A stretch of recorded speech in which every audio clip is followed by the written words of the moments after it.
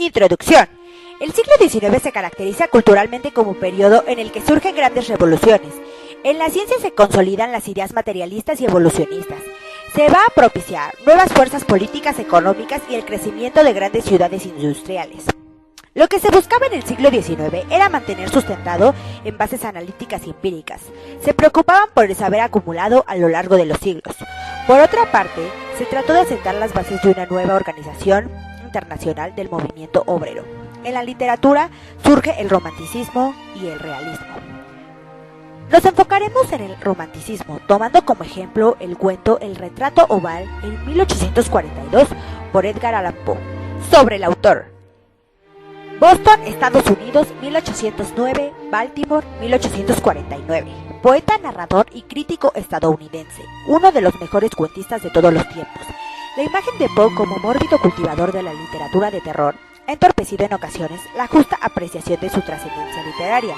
Ciertamente fue el gran maestro del género e inauguró además el relato policial y la ciencia ficción, pero sobre todo revalorizó y revitalizó el cuento tanto desde sus escritos teóricos como en su praxis literaria, demostrando que su potencial expresivo nada tenía que envidiar a la novela, y otorgando al relato breve la dignidad y el prestigio que modernamente posee.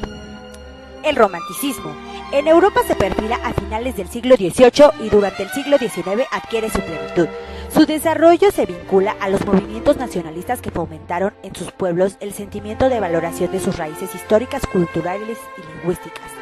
No solo es una corriente estética, sino también una postura frente a la vida, pues expresa repulsión a los valores impuestos. Por otro lado, el prototipo del romanticismo aparece siempre como un hombre inconforme, perdido y angustiado en una sociedad que no lo satisface.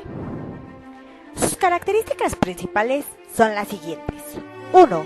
Predomina el sentimiento, pues el poeta libera aquello como inseguridad, melancolía, pesimismo y fatalismo. 2. Creatividad subjetiva. 3. Exaltación del yo. 4. La naturaleza domina al hombre. 5. Paisaje fundido en el artista. 6. Concepción del arte por el arte. 7. Ambientes lúgubres y misteriosos. 8. Presencia de símbolos que denotan en sus obras. 9. El amor es ideal, idealismo. 10. La belleza es relativa. 11. No muestran interés por el equilibrio, orden y perfección. 12. Rechaza formas neoclásicas.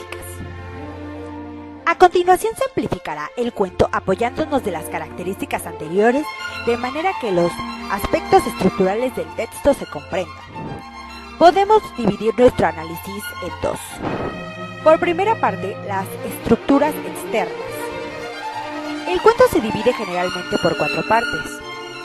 La primera, el planteamiento. Ejemplo: el castillo en el cual mi criado se le había ocurrido penetrar a las fuerzas, en vez de permitirme, malhadadamente herido como estaba, de pasar una noche al ras, era uno de esos edificios, mezcla de grandeza y de melancolía, que durante tanto tiempo levantaron sus altivas frentes en medio de los Apeninos, tanto en la realidad como en la imaginación de Mr. Shratley. Según toda apariencia, el castillo había sido recientemente abandonado, aunque temporalmente. Nos instalamos en una de las habitaciones más pequeñas y menos ostentosas amuebladas. Estaba situada en una torre aislada del resto del edificio. Su decorado era rico pero antiguo y sumamente deteriorado. Los muros estaban cubiertos de tapicería y adornos con numerosos trofeos heráldicos de toda clase, y de ellos pendía un número verdaderamente prodigioso de pinturas modernas, ricas de estilos encerrados en sendos marcos dorados, de gusto arabesco. Me produjeron profundo interés y quizás mi incipiente delirio fue la causa de aquellos cuadros colgados no solamente en las paredes principales, sino también en una porción de rincones en la arquitectura caprichosa del castillo hacían inevitable. Hice a Pedro cerrar los pesados postigios del salón, pues ya era hora avanzada, encender un candelabro de muchos brazos colgados al lado de mi cabecera, y abrir completamente las cortinas de negro terciopelo guarnecidas de festones que rodeaban el lecho. Quíselo así para poder, al menos, si no reconciliaba el sueño, distraerme alternativamente entre la contemplación de las pinturas y la lectura de un pequeño volumen que había encontrado sobre la almohada en la que criticaban y analizaban. Segunda parte, el nudo. Ejemplo: Leí largo tiempo, contemplé las pinturas religiosas devotantemente. Las horas huyeron rápidas y silenciosas, y llegó la medianoche. La posición del candelabro me molestaba, y extendiendo la mano con dificultad para no turbar el sueño de mi criado, lo coloqué de modo que arrojase la luz de lleno sobre el libro.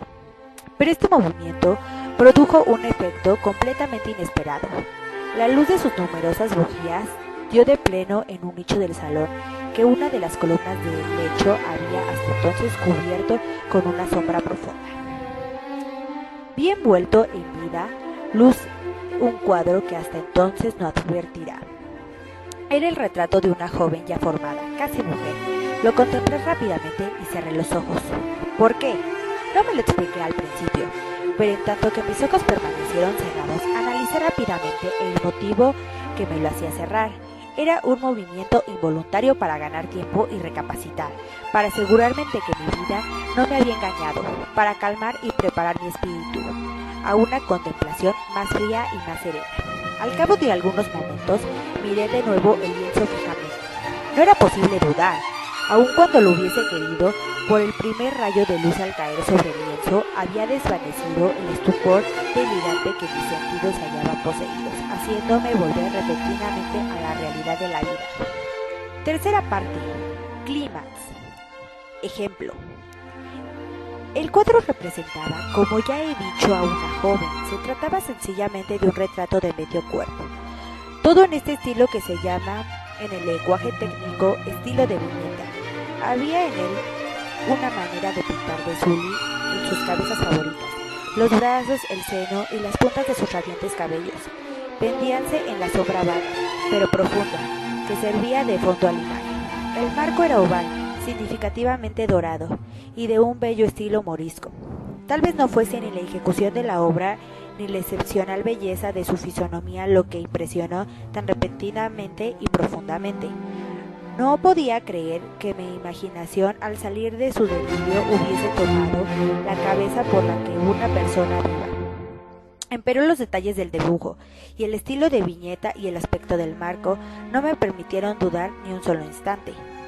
Abismado en estas reflexiones, permanecí una hora entera con los ojos fijos en el retrato, aquella inexplicable expresión de la realidad y la vida que al principio me hicieran estremecer, acabó por subyugarme. Lleno de terror y respeto, volví el candelabro a su primera posición y, habiendo así apartado de mi vista la causa de mi profunda agitación, me apoderé ansiosamente del volumen que contenía la historia y descripción de los cuadros. Busqué inmediatamente el número correspondiente al que marcaba el retrato oval y leí la extraña y singular historia siguiente. Era una joven de peregrina belleza, tan graciosa como amable, que en mal hora amó al pintor y se desposó con él. Él tenía un carácter apasionado, estudioso y austero, y había puesto en el arte de sus amores. Ella joven, de rarísima belleza, toda luz y sonrisas con alegrías de un cervatillo, amándolo todo, no odiándolo más que al arte que era su rival, no temiendo más que a la paleta, los pinceles y demás instrumentos importunos que le arrebataban el amor de su amado. Terrible impresión causó a la dama a oír al pintor hablar del deseo de retratarla, mas era humilde y sumisa, y sentándose pacientemente durante largas semanas en la sombría y alta habitación de la torre, donde la luz se filtraba sobre el pálido lienzo solamente por el cielo raso. El artista cifraba su gloria en su obra que avanzaba de hora en hora, de día en día.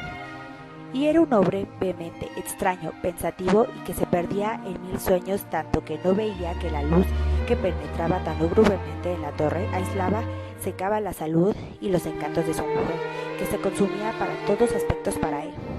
Ella, no obstante, sonreía más y más, porque veía que el pintor, que disfrutaba de gran fama, experimentaba un vivo y un ardiente placer en su tarea, y trabajaba noche y día, trasladar el lienzo a la imagen de la que tanto amaba, la cual de día en día tornábase más débil y desanimada, y en verdad los que la contemplaban en el retrato comentaban en voz baja su semejanza maravillosa, prueba palpable de genio, que cuando el retrato tocaba a su término no se permitió a nadie entrar en la torre, porque el pintor había llegado a enloquecer por el ardor con que tornaba su trabajo, y levantaba los ojos rara vez del lienzo.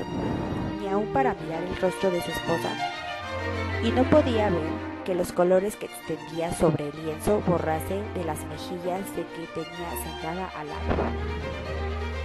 Cuarta parte, desenlace. Y cuando muchas semanas hubieron transcurrido y no restaba por hacer más que una cosa muy pequeña, solo dar un toque sobre la boca y otro sobre los ojos, el alma de la dalma palpitó aún, y como la llama de una lámpara que estaba próxima a extinguirse.